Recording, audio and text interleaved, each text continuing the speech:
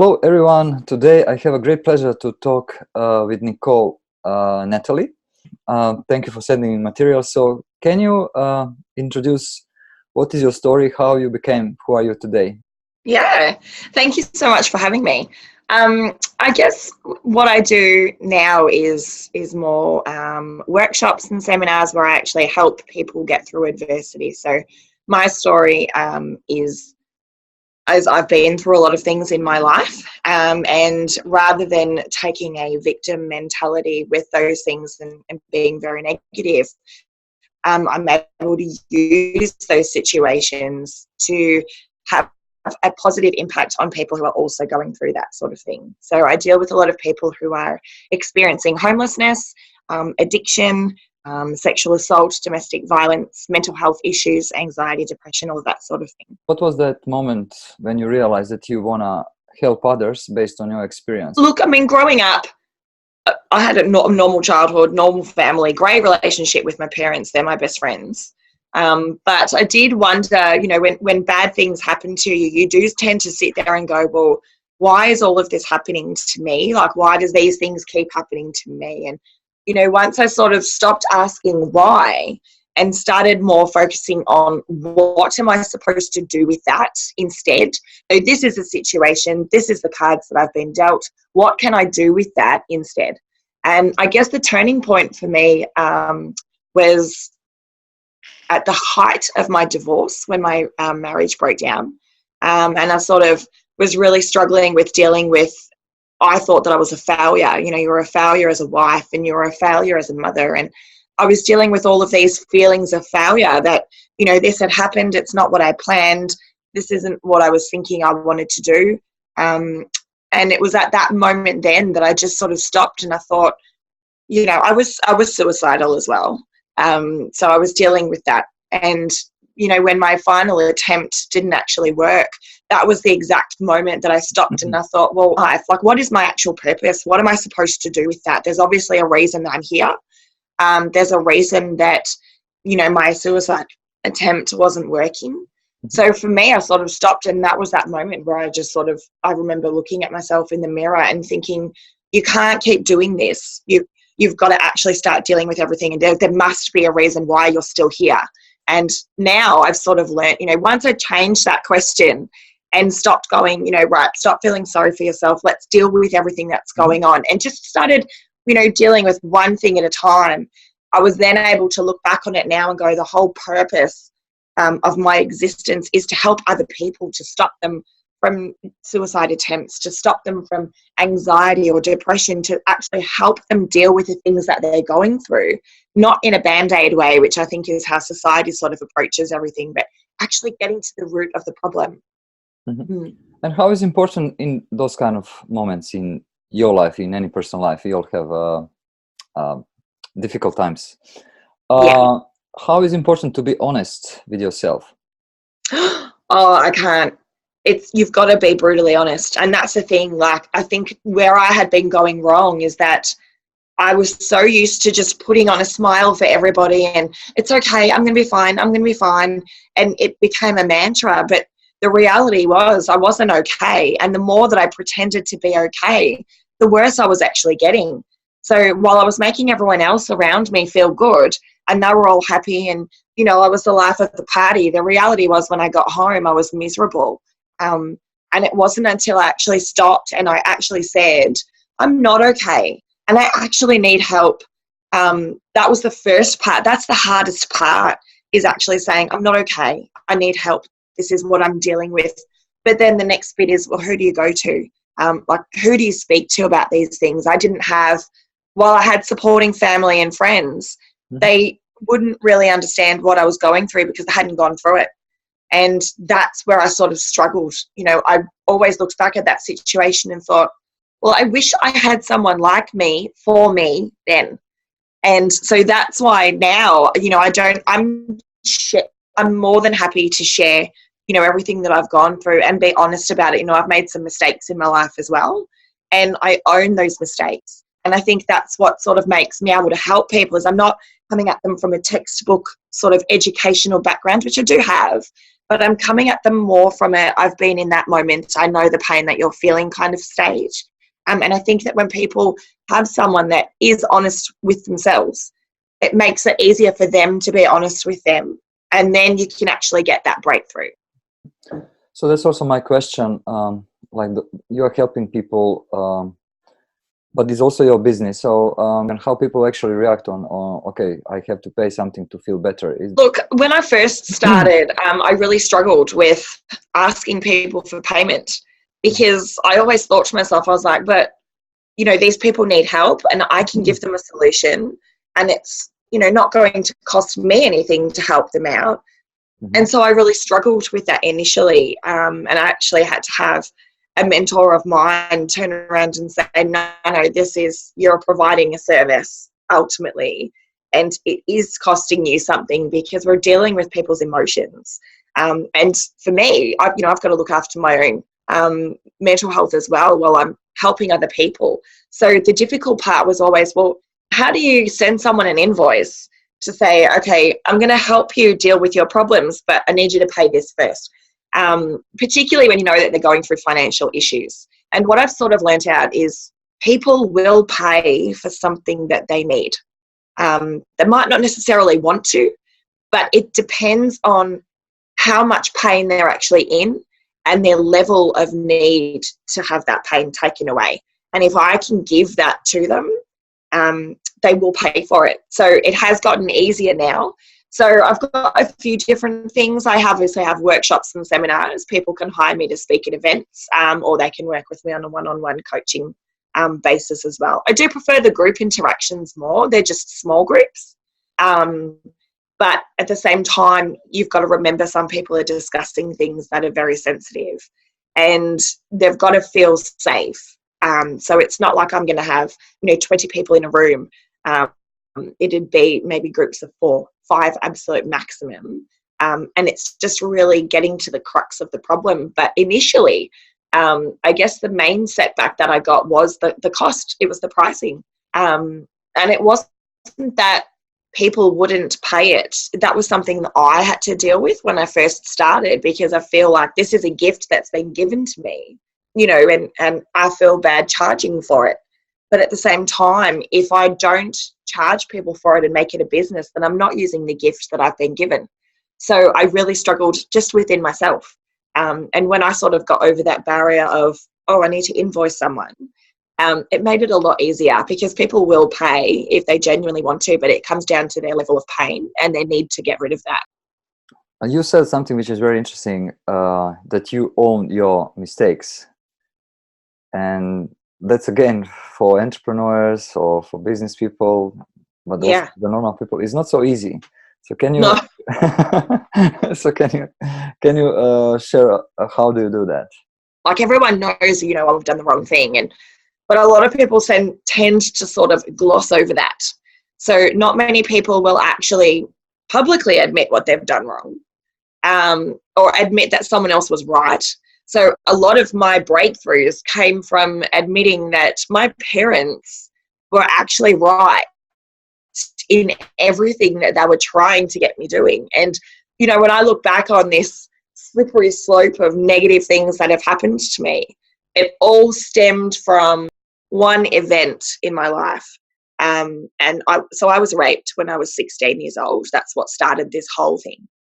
I'd snuck out of the house and I'd gone somewhere that my parents had expressly forbidden me from going to.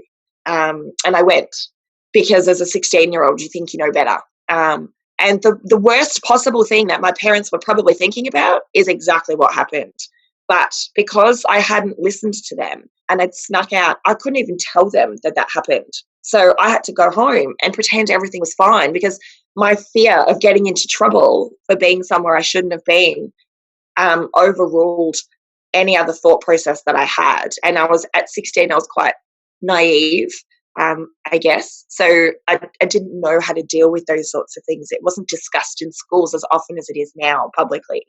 So that one event led to, I started taking drugs to numb the pain. So I became a drug addict. I ended up overdosing and almost dying. And that was when my parents found out everything, because they got called to the hospital. Their daughter is, having her stomach pumped because she's overdosed on drugs. And they didn't even know that I used drugs at the time. They just thought I was a wayward teenager. And it was my friends that actually came out and said, this is what she's done, this is why. And I felt like, now I look back on it and I think, how did my parents get through that moment where you've walked into a hospital emergency room and, you see your daughter lying on a bed attached to a machine. You've got her friend saying that she's started taking drugs and she's going through all of these things. And then you find out that she's been raped, that she's been beaten, all of these other things have happened. I mean, I understand now why my dad says that I gave him grey hair. Like, in that one moment, it's not just my life that changed, it was theirs, and then they had to sort of deal with, well, we're a failure as a parent because this is what's happened to our child. So part of the breakthrough, I guess, is acknowledging that had I just listened to my parents, and this is probably every parent's dream right now, where the kid is actually saying, I should have just listened to you. And now I'm going through this with my own teenager where I'm like, oh, please just listen to me. I'd also like to ask you about one period of your life when you used to attend different beauty pageants.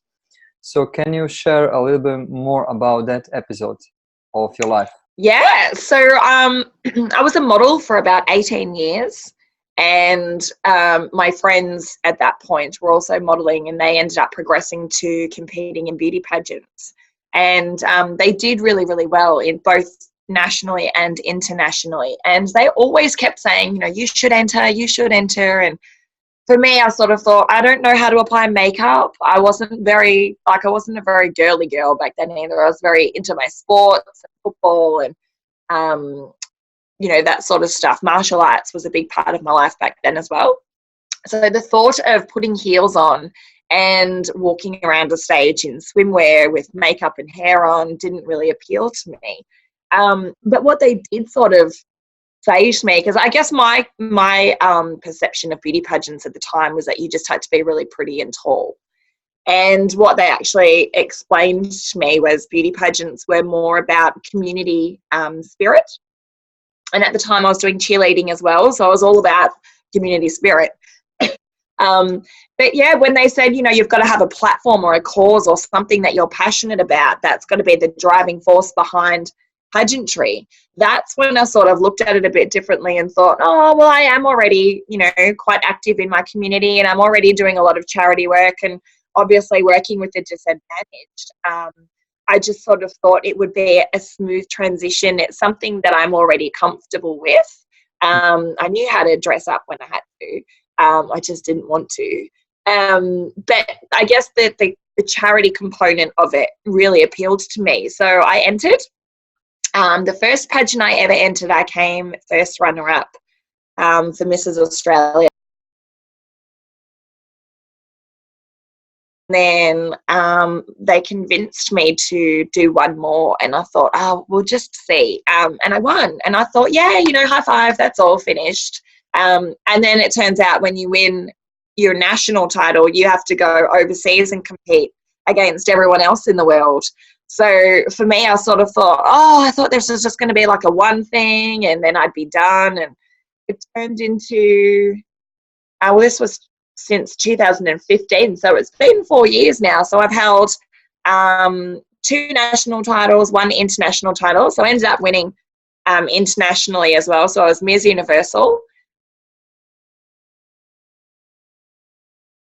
And then I came back, and yes, there was, you could say, it challenged me. So I had a director at the time that was a bit of a bully.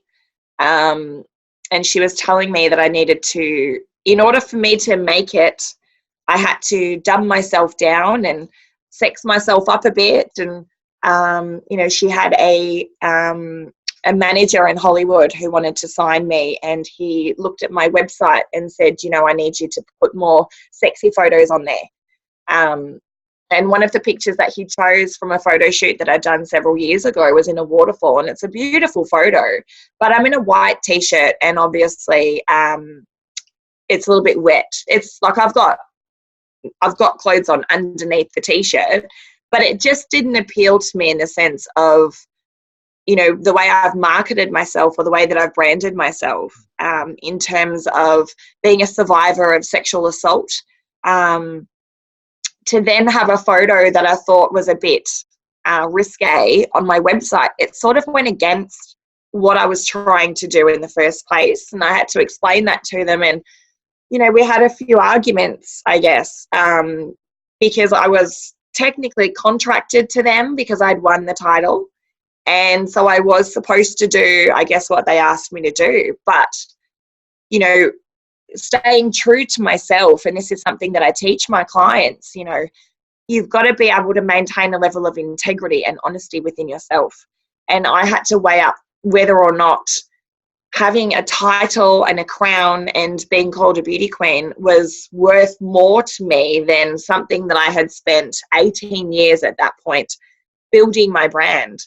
And so I think I am probably the only beauty queen ever who actually stripped herself of the title. So the only way that I could think of to maintain my integrity was to actually take the title off myself. So I resigned formally and publicly on Facebook. And I explained why I was resigning. And it sort of paved the way, I guess. There was, I think, maybe 9 other beauty queens who had all been experiencing the same thing, and they all started resigning left, right, and centre as well. So I didn't mean to do that. I just wanted to be true to myself, but I didn't realise how many other women were actually watching me and looking up to me at the time, and they sort of thought, well, I want to be true to me as well. So they all resigned. It was a bit of a disaster, but we fixed it. And then a year later, I entered the same pageant that I had entered the first time. And I also was awarded the title of Ms. Australasia Globe. So that's sort of how I got into, I guess, building my brand. In that sense, it was good for me, because I was able to accidentally stay true to myself and still build my business. So I'm still known within pageantry.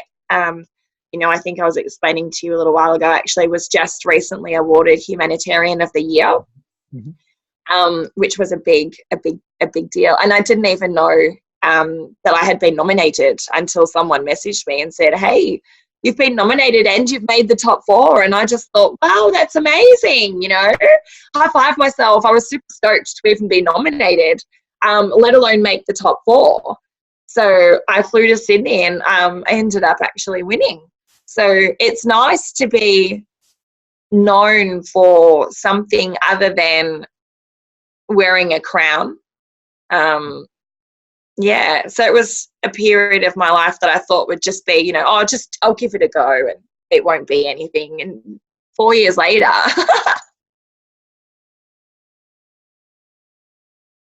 Nicole, for women who are considering to attend beauty pageant, what will be your advice? What they have to be careful about, and how that's gonna impact on their self-confidence, or everything else? What did you learn, like positive and maybe not so positive things, just for women who are considering beauty pageant as part of their building their brands, or they're curious about it? So what will be your advice? Yeah, that's a really good question, and I'm really glad that you asked me that one. So for me, the first thing I ask whenever women come up to me and say, can you coach me? I want to enter this pageant. The very first question that I always ask them is, why are you entering the pageant? And it's more to make sure that they're entering for the right reasons. So you've got these strong, independent, confident women. A lot of them are mothers, they're wives, they're role models in their community. A lot of them do run their own business. It's not a prerequisite. It's just something that they tend to do. They've got really well drawn out careers. And I watch them enter these pageants and they go in there confident, and they then start weighing themselves up against the other competitors purely based on their looks. Oh, that girl's taller than me, or she's skinnier than me, or she's got better hair than me, or she's got better makeup, or her dress is nicer. And you start to watch them just slowly withdraw, and it's like they get into their own head and they mentally beat themselves up purely because of how they're seeing someone else. And that breaks my heart. And that's sort of why I started coaching them, because it's not so much, I can teach anybody to walk. I can teach anyone to pose, do their hair and makeup, how to dress. I can teach anyone, any of that. But what I really like to teach the girls is how to lose. And I know that sounds awful as a coach. You want to prime your clients to be winners. But at the end of the day, you know, not many women get to win a pageant. A lot of women enter. And for me, it's important that when they enter strong and confident and feeling successful and knowing who they are as a person, it's equally as important that when they leave that pageant, whether they've won or not, that they still feel strong and confident and successful within themselves. And that's the part that broke my heart. Competing and watching other women, you know, I never considered the girls my competition. They were my friends.